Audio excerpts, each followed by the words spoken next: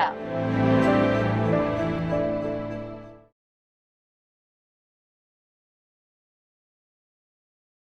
Big pass நிகழ்ச்சியில பங்கேற்கக்கூடிய வாய்ப்பு எப்படி அமைஞ்சது? அச்சம் தவிர்ன்னு ஒரு விஜய் டிவி ஷோ ஒண்ணு பண்ணேன். இன்னைக்கு எவிக்ஷன் அப்படின்னு சொல்லிட்டு எவிக்ட் பண்ணிட்டே வருவாங்க. என்னடா முருகா நம்மள எவிக்ட் பண்ணிட்டாங்கன்னா அசிங்கமா போயிருமே! இது என்ன இது?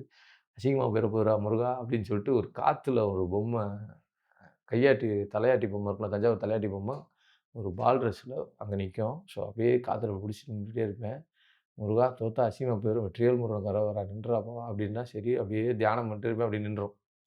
கை எடுத்துட்டு நிக்கும். அந்தரத்துல நிக்கும். ஆ. அத பார்த்துட்டு பெரிய வைரல் ஆச்சு அது. ஸோ அத ம். பார்த்துட்டு இது பண்ணிட்டு, பரணி ஒரு மாதிரியான ஆ. கன்டென்ட் குடுக்குற ஆளுன்னு நெனச்சு அவைங்க தூக்கி பிக் பாஸ்க்கு கூப்ட்டு ஆ. பிரதீப் பினராயி சார் சொல்லி ம். போய் பார்த்தேன். கமல் சார் ஹோஸ்ட் அப்டின்ன உடனே, சரி ஓகே. ம். என் பூர்வீகம் வந்து ராமநாதபுரம் மாவட்டம் பரமக்குடி. கமல் சாருக்கு நம்ம நம்ம ஃபேமிலி எல்லாமே அவங்க எல்லாமே வந்து மாமாலாம் கமல் சாரோட ரசிகர்கள். மன்றதுலலாம் பார்க்குறோம் அப்டின்னோனே, சரி இப்போ இது நம்ம பார்க்குறதுக்கு ஒரு வாய்ப்பா இருக்கும். இதுவா இருக்கும் அப்டின்னோனே, சரி அப்டின்னு சொல்லிட்டு நான் போனேன். என்னென்ன பிரச்சனைலாம் அங்க எதிர்கொள்ள வேண்டியிருக்கும்னு சொன்னாங்களா உங்களுக்கு? அதெல்லாம் எதுவுமே இல்ல. சொல்லல. எதுவுமே சொல்லல. ம். பரணி எல்லாத்தையும் அடிச்சு தூள் கலப்புவாருன்னு நெனச்சு அவைங்க உள்ள போட்டாய்ங்க. நம்ம போனா நம்மளுடைய ஒரிஜினல் சுபாவம் தானே அது தெரியும். அது என்ன புரியுது. ஒரிஜினல் என்னவோ அதுதானே வரும். அதே மாதிரி பிக் பாஸ் ஷோவ பொறுத்தவரைக்கும், அவங்கவங்களுடைய தினசரி வாழ்க்கைய, தினசரி நடைமுறை பழக்கவழக்கத்த அப்படியே எடுத்து காமிக்கிறது தான் அந்த ஷோ. அப்படியே எடுத்து காமிச்சுட்டே இருக்கும்போது, மக்கள் 1,00,00,000 ஓட்டு போடுறாய்ங்க. நம்மள ஏத்துக்கிறாய்ங்க. பட் என்னால உள்ள இருக்க முடியல. அந்த அவங்க பண்ற விஷயங்கள் கார்னர் பண்ணி நம்மள ஒரு மாரி துன்புறுத்துறது, வைக்கிறது. நம்ம யாரையுமே வதைச்சு ஒரு பேர் வாங்கணுன்றது நமக்கு அவசியமே இல்ல. எதுல முரண்பட்டீங்க அங்க? பரணி இருந்தா பெண்களுக்கு பாதுகாப்பு இல்ல அப்படின்னு சொல்லி எல்லாருமே ஆலோசனை பண்றது, சினேகம் அப்போதைக்கு சொல்லி ஒரு டீம் ஆர்கனைஸ் பண்ணி பேசிக்கிட்டு இருந்தா, ஓ! வச்சுக்கிட்டு இருந்தா, இந்த மாதிரிலாம் சொல்லும்போது, என்னடா இது கவிஞர் நமக்கு நல்ல பழக்கம். நம்ம ம். அண்ணன எவ்வளோ மரியாதையா பேசியிருக்கோம். அவர் இப்படி சொல்றாரே. அது ஒரு ஸ்ட்ராட்டஜியா அவங்க பேசி அது ஒரு கேமா அவங்க கொண்டு வராங்க. ம். நமக்கு அது தெரியாது. ம். நம்ம உள்ளது உள்ளதுபடி அப்படின்னு நம்ம பாட்டுக்கு வந்தோமா, இருந்தோமா போனோம். ம். பார்த்துட்டு இல்ல எனக்கு பிடிக்கலன்னோனே, சார் இந்த மாரி பேசுறதே எனக்கு பிடிக்கல. ம். ஒண்ணு நல்லா பேசணும், நல்லா வாழணும். இல்ல ம். அப்டின்னா நம்ம பாட்டுக்கு அமைதியா பிடிக்கல ம். அப்டின்னா அமைதியாவது போயிரணும். ம். அங்கே எதிர்ப்புதமா வேற மாதிரியான ஆட்கள் எல்லாம் இருக்காய்ங்க. நமக்கு ம். செட் ஆகல அப்டின்னு நான் பாட்டுக்கு கிளம்பி வெளில வந்துட்டேன். ம். வெளில வரும்போது கதவு தொறக்க மாட்டேன்னாய்ங்க. நீங்க தொறக்கலைன்னா ஏறி குதிச்சு போயிருவேன்ட்டு ம். மேல ஏறும்போது அப்புறமேட்டு ஐய்யய்யோ! இவன் குதிச்சுருவான் போல அப்டின்னு அப்புறம் கூப்ட்டு கதவ தொறந்து விட்டாய்ங்க. போதும் சாமி அப்டின்னு கும்பிட்டு வந்துட்டேன். அப்புறம் கமல் சார் கூப்ட்டு இன்டர்வியூ எடுத்துட்டு, ம். "ஏன் உள்ள இருக்க வேண்டியது தானே நீரு" அப்டின்னாரு. "சார் இல்ல சார். இருக்கட்டும் சார்" அப்டின்ட்டு. அப்புறம் மறுபடியும் திருப்பி ஒரு 40, 50 நாளுக்கு அப்புறம் வந்து மறுபடியும் வைல்ட் கார்ட் என்ட்ரின்னு சொல்லி மறுபடியும் கூப்பிட்டுருந்தாங்க. அ.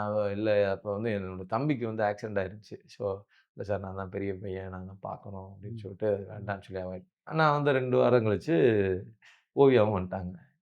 இவிங்களோட தாக்கு பிடிக்க முடியாது அப்படின்ட்டு. அது பெரிய வைரல் ஆச்சு. பெரிய பரபரப்பாச்சு ஆமா. அப்புறம். காரணம் முழுக்க முழுக்க கமல் சார். ஏன்னா அவரு நியாயம் என்னவோ, தர்மம் என்னவோ, நீதி என்னவோ அத அப்படியே சொல்லியிருந்தாரு.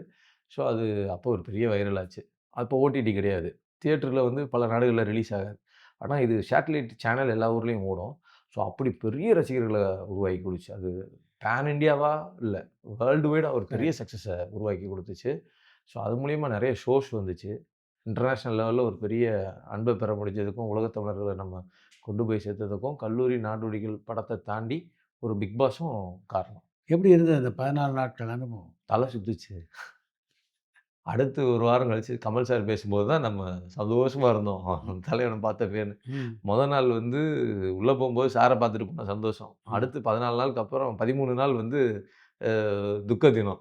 அடுத்து மறுபடியும் அ ஐ மீன் அவிங்க அந்த புரியுது. சர்க்கிள் நடந்தது. அதுக்கப்புறம் மறுபடியும் 1 வாரத்துக்கு அப்புறம் ம். இந்த இன்டர்வியூ பேசுவோம் இல்லையா? சண்டே அதுல வந்து சார பார்த்தது, சந்திச்சது, அவரு இது பண்ணது மகிழ்ச்சியான விஷயம். அதுக்கு பிறகு இப்போ வரைக்கும் நேத்தும் சாயங்காலம் கூட அ கமல் சார் மூர்த்தி சார்ட்ட பேசி, "சார் இந்த மாரி படம் பார்க்க சொல்லுங்க சார." "இல்ல, இல்ல அவசியம் பார்த்துருவாங்க. சாருக்கு டெல்லியில இருக்காங்க. நெறைய படங்கள் வந்திருக்கு. பார்க்காம இருக்காங்க. சார் பார்த்துருவாங்க. நாங்க இன்டிமேட் பண்றேன்னாங்க. அதனால டச்சுல" அவரு தான் எனக்கு வந்து இந்த விஷயம் சொல்லிக் குடுத்தாரு. படங்கள் தவற விடாம இருக்கணுன்றதுக்கு. நான் அ. அந்த மாரி சொன்னேன். இந்த மாரி இந்த மாரி பெரிய, பெரிய வெற்றி படங்கள்லாம் நான் தவற விட்டுருக்கேன் சார் நெறைய அப்படின்னு சொன்னேன். எல்லாருக்கும் ஒரு காஃபி ₹10 டூ அப்படி ஒரு உதாரணத்துக்கு ஒரு ₹10 வச்சுக்கிட்டோம்னா, நடிகருக்கு அது ₹100 வச்சுக்கணும்.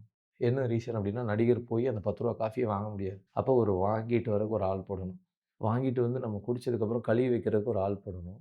அது அந்த மாதிரி வந்து அது ப்ராசஸிங் ₹100 மாறும். அப்பதான் வந்து ஒரு ஆக்டர் வந்து அதனால பணம், வெரி மஸ்ட்டு. நீங்க எதையும் தவற விடாம நீங்க இதுக்கப்புறம் நடிங்க அப்படின்னு சொல்லி சொன்னாரு. அந்த வார்த்தை வந்து எனக்கு ரொம்ப ஏன்னா எனக்கு அதுக்கு முன்னாடி வரைக்கும் அப்படி அப்படி பர்சனலா ஒரு எடுத்து சொல்ற மாதிரியான ஒரு கைடன்ஸ் இல்ல. ஸோ அதுக்கப்புறம் பார்த்தீங்கன்னா, ஆஃப்டர் பிக் பாஸ் நான் நெறைய படங்கள் நாடோடிகள் 2, அநீதி, தீவினை போன்ற வெப் சீரிஸு, ஜேர்னி இப்படின்னு லைன் அப் தொடர்ந்து அப்படி பண்ண ஆரம்பிச்சுட்டேன். இதுக்கிடையில நடுவுல 2, 3 இயர்ஸ் கோவிட் வேற வந்துருச்சு. சிச்சுவேஷனும் இருக்குல்ல சார். அதுக்கேத்த மாதிரி பண்ணணும். இப்போ ரெகுலரா பண்றேன். இத தாண்டி அந்த வீட்டுக்குள்ள நுழைந்த போதும், வீட்ட விட்டு வெளில வந்த போதும், கமலஹாசன் உங்ககிட்ட பேசினதுல, உங்களால மறக்க முடியாத விஷயம்னு எதெல்லாம் சொல்லுங்க? கமல் சார் வந்து ரொம்ப சந்தோஷமா பேசி, "யூ ஆர் த வின்னர்ன்னு" சொல்லி அனுப்பிச்சு விட்டாரு.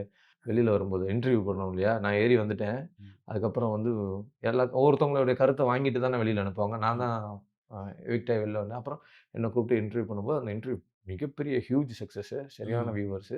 அந்த மொமெண்ட் என்னால மறக்க முடியாது. அதுக்கப்புறம் வந்து உள்ள எல்லாரும் இது பண்ணிக்கிட்டு இருக்கும்போது கமல் சார் பேசுவாரு. "அப்படி என்னதான் உங்களுக்கும் பரணிக்கும் பிரச்சனை சொல்லுங்க" அப்படின்னு பேசும்போது, எவிக்ஷன் நம்ம தான் ஆகப்போறோமோ ஏன்னா 10 பேர் இருக்கும் 16 பேர் இருக்காங்க. 14 பேருமே பரணி தான் வெளில போணுன்னுவாய்ங்க. ம். ஓவியாவ தவிர மீதி எல்லா பேரும் பரணி வெளில போனா நல்லா இருக்கும்னு சொல்லி பேசுவாங்க. ம். பேசும்போது, சரி அது கஞ்சா கருப்பண்ணனா பரணியா அப்படின்னு சொல்லி பேசுவோம். சரி கருப்பு நீங்க வாங்க அப்படின்னுவாரு. எல்லாரும் அவருடைய ஆசைக்கு மாற்றா நீங்க வாங்க அப்படின்னுவாரு. என்னன்னா, நான் 1,00,00,000 ஓட்டு வாங்கியிருக்கேன்னு சொல்லி அவர் சொல்லிருவாரு. 1,00,00,000 பேர் உனக்கு ஓட்டு போட்டுருக்காங்க.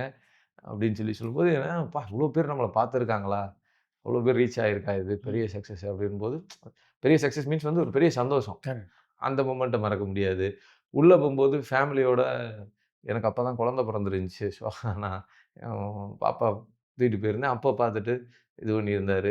அந்த ஃபோட்டோலாம் இன்னைக்கும் பார்க்கும்போது ரொம்ப மெமரபுளா இருக்கும். அந்த வீட்டுக்குள்ள உங்களுக்கு ஆதரவா யாருமே இல்லையா? இருந்திருந்தா உள்ள இருந்திருப்பேனே சார். ஒரே ஒரு வாய்ஸ் மட்டும் இருந்துச்சு. ஐ மீன் ஓவியான்னு. ம். ஸோ அவங்க கூட நான் இருக்கும்போது அந்த நியூட்ரல் ஒரு இதுல இருந்தாங்க. ஆனா வந்து நீங்க பண்றது தப்புன்றது அவங்களுக்கு புரிஞ்சுச்சு. ஒரு ஆள் பத்தாதுல்ல சார். ஒரு 4, 5 பேர் இருந்தா தானே நல்லாருக்கும். பிக் பாஸ் வெளில வந்ததுக்கப்புறம் எப்படிப்பட்ட மாற்றங்கள்லாம் அந்த பிக் பாஸ் நிகழ்ச்சி உங்க வாழ்க்கையில ஏற்படுத்துச்சு? ஷோல விட்டு வெளில வந்த உடனே அன்னைக்கு எவிக்ட் ஆனவரு, "ஹோட்டலுக்கு போங்க. கொஞ்சம் மக்கள் உங்க மேல கடுப்புல இருக்காங்கன்னு" சொல்லி ஒருத்தர வச்சிருக்காங்க. அன்னைக்கு எவிக்ட் ஆனவரு. அ.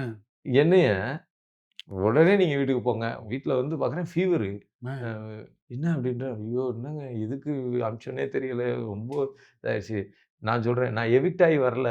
நான் வந்து நானா தான் வந்துட்டேன்" அப்படின்றேன். "எப்பா நீ எவிக்ட் ஆகி வந்தியோ, நீயா வந்துட்டியோ, வந்தது சந்தோஷம்ப்பா" அப்படின்றாங்க. என்னன்னா, அவ்வளோ மன உளைச்சலா அவங்களுக்கு டிப்ரஸ் ஆயிருந்திருக்கு. நம்ம அங்க நான் ஃபீல் பண்ணது, நான் ஓ! அழுததெல்லாம் பார்க்கும்போது, இப்படி ஒரு என்னடா இவ்வளோ மன வேதனைய தாங்கிக்கிட்டு எதுக்கு அப்படி இருக்கணும் ம். அப்படின்னு. ம்.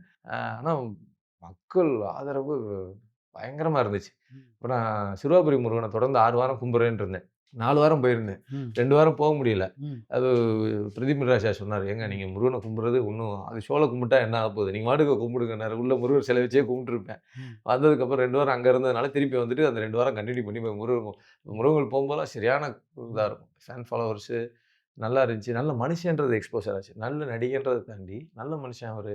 எல்லாருக்கும் பிடிக்கும் அப்படின்றது ஆச்சு. அது நம்ம வீட்ல ஒரு ஆளா நம்மள ஏத்துக்கிட்டாங்க. இன்னைக்கும் சரி, பிக் பாஸ் பார்த்தேன். ரொம்ப நேத்து ராத்திரி ஃபோரம் மால்ல படம் பார்த்துட்டு, "அங்கமால் எப்படி இருக்கு? நல்லா இருக்கு" அப்படின்னு சொல்லிட்டு, "உங்க ஆக்டிங் சூப்பர்." "நான் உங்கள பிக் பாஸ்ல இருந்தே ஃபேன்" அப்படின்ட்டு போறாங்க. ஒரு நடிகரா உங்க மனைவி உங்கள எப்படி பார்க்குறாங்க? ரொம்ப சந்தோஷமா இருக்கும்.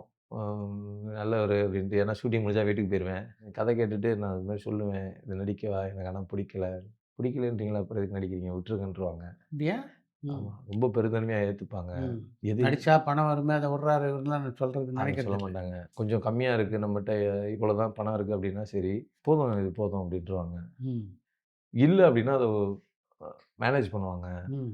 ரொம்ப நீங்க என் வாழ்க்கையில நான் நன்றி சொல்லணும்னா, ம். ம் பர்சனலா ம்.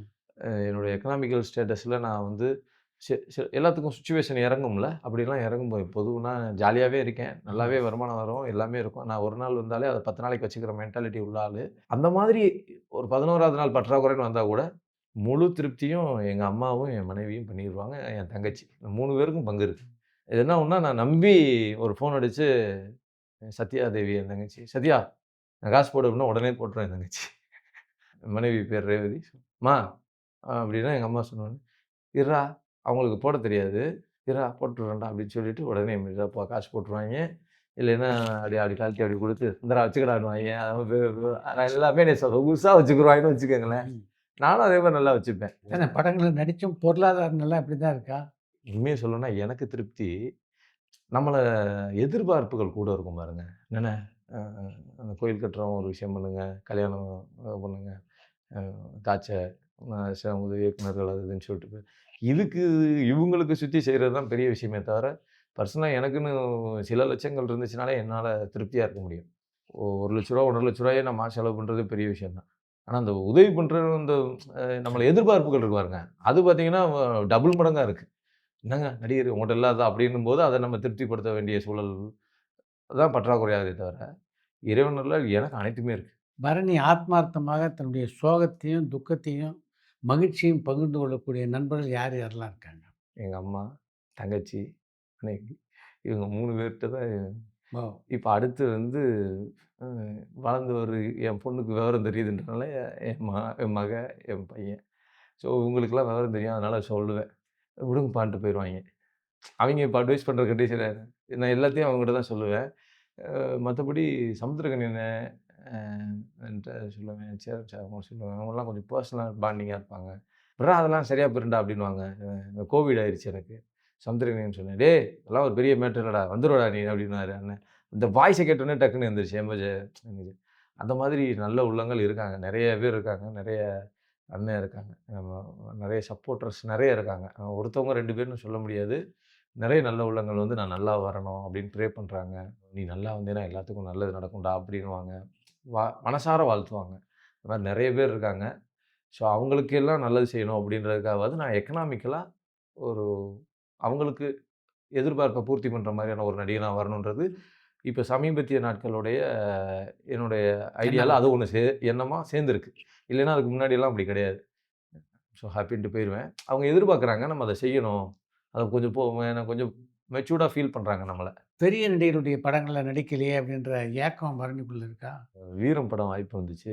அ இவரு Vijaya productions manager Ravi sir அப்போ வந்து நான் இன்டர்நெட் அதாவது கூத்துன்னு சொல்லி டைட்டில் வச்சு இப்போ இன்டர்நெட் நாளைன்னு நடிச்சிட்டு இருந்தோம். குற்றாலத்துல ஷூட்டிங் போயிருச்சு. அப்ப "டேய் நீ ரொம்ப நல்லவனா இருக்கடா. உனக்கு ஆப்ட்டா இருக்கும்டா. நீ வாடா நீ உனக்கு ஏதாவது பண்ணணும்டான்னு" சொல்லி சொன்னார்.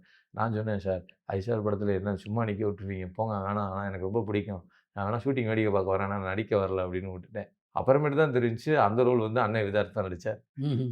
தியேட்டர்ல பொங்கல் ரிலீஸ் அது. நான் படம் பார்க்கும்போது எங்க மாமா பயங்கர அதிர்ச்சி தங்கச்சி வீட்டுக்காரர். அப்படியே அழுகுறாரு. "இந்த படத்த விட்டியேடா! தல கூட நின்றுருப்பியேடா நீ" அப்படின்னாரு. "மாமா சாரி மாமா. உண்மையிலேயே இப்படி இருக்கும்னு நான் எதிர்பார்க்கல மாமா" அப்படின்னு. ம். அதே மாரி எனக்கு ஒரு தயக்கம், பயமும் இருக்கும். அ ம்.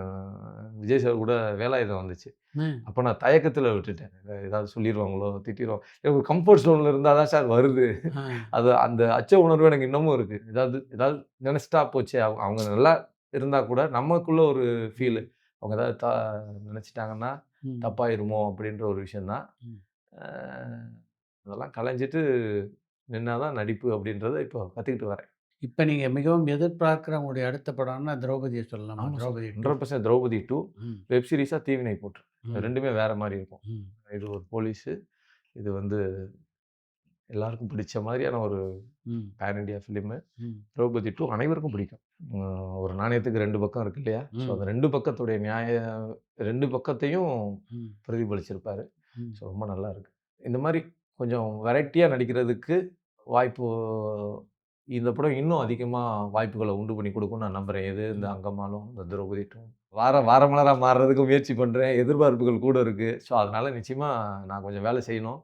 அ மெனக்கெடல் அதிகமாகணும்னு நான் நம்புறேன். ஏன்னா, அப்பதான் வந்து அடுத்த கட்ட நடவடிக்கைக்கு நம்ம தயாரிப்பாளராவோ, இயக்குனராவோ நம்ம பொருளாதாரம் ஏன்னா என்கிட்ட ஒரு பொருளாதாரம் இருக்கணும். என்னை எதிர்பார்க்கிறவங்களுக்கு செய்ற கண்டிஷன் வரும் பட்சத்தில தான் நான் தயாரிக்க முடியுன்ற ஒரு மனநில. அது எனக்கு ஒரு அது இயக்குனரா, தயாரிப்பாளர் ஆகணுன்றது எனக்கு ஒரு ஆசை இருக்கு. அத நான் ஃபுல்ஃபில் பண்ணணும். ஸோ, அப்ப இங்கருந்து தான் நான் எடுக்க முடியும். இங்கருந்து எடுத்தா தான் இங்க போட முடியும். ஸோ, அதனால நிச்சயமா அதுக்காகவாது கொஞ்சம் மெனக்கெடலோட இருப்பேன். அது கீழ ஒரு 6, 7 அசிஸ்டன்ட் டைரக்டர்ஸ ஃபாலோ பண்ணுவேன். கேட்கறதுக்கெல்லாம் ஓகேன்னு சொல்லியிருந்தா, இந்நேரம் நம்மளே படம் பண்ணியிருக்கலாம் தலைவா அப்டின்னுவாங்க. சொல்றது கரெக்ட்டு தான் இல்ல. சரி தலைவா செய்றேன் அப்டின்னு. ஆன்மீகத்தில பரணிக்கு மிகுந்த ஈடுபாடா? நான் 6, 7 வயசுலேருந்து நாம பழனிக்கு பாத யாத்திரை போறேன். எங்க ம். அம்மாச்சி மாலை போட்டு என்ன கூட்டு போவாங்க. எங்க அப்பா போட்டுருப்பாங்க. ம். ஸோ, அதனால வந்து நான் எப்பவுமே இப்ப நீங்க இது கூட திட்டுவீங்க நீங்க. ம். மாலை போடுற நேரமெல்லாம் படம் வரும்போது, "இல்ல மாலை போட்டுருக்கேனே, தப்பா எடுத்துக்காதீங்க வேணாண்ணேன்னு" கூட சொல்லியிருக்கேன். 2, 3 படங்கள அவாய்ட் பண்ணியிருக்கேன். என்ன அது நமக்கு செய்யும் தொழிலே தெய்வம் தான். ம். இருந்தாலும் நீங்க என்னைய பார்த்தீங்கன்னா, சஷ்டிக்கு என்னைய நீங்க திருச்செந்தூர்ல கம்பல்சரி பார்க்கலாம். ஓ!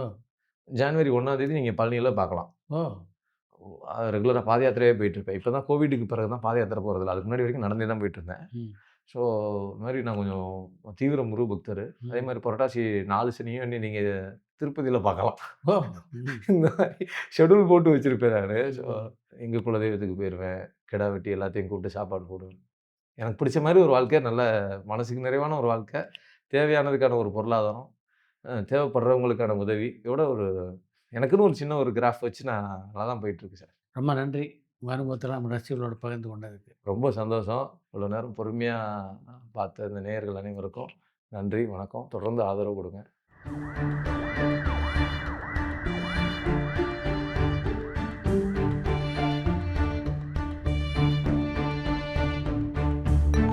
பரபரப்பான சினிமா செய்திகள், நட்சத்திரங்களின் பேட்டிகள், சினிமா வரலாறு ஆகியவற்றை பார்க்கவும் படிக்கவும் உங்களுக்கான இணையதளம் touringtalkies.co.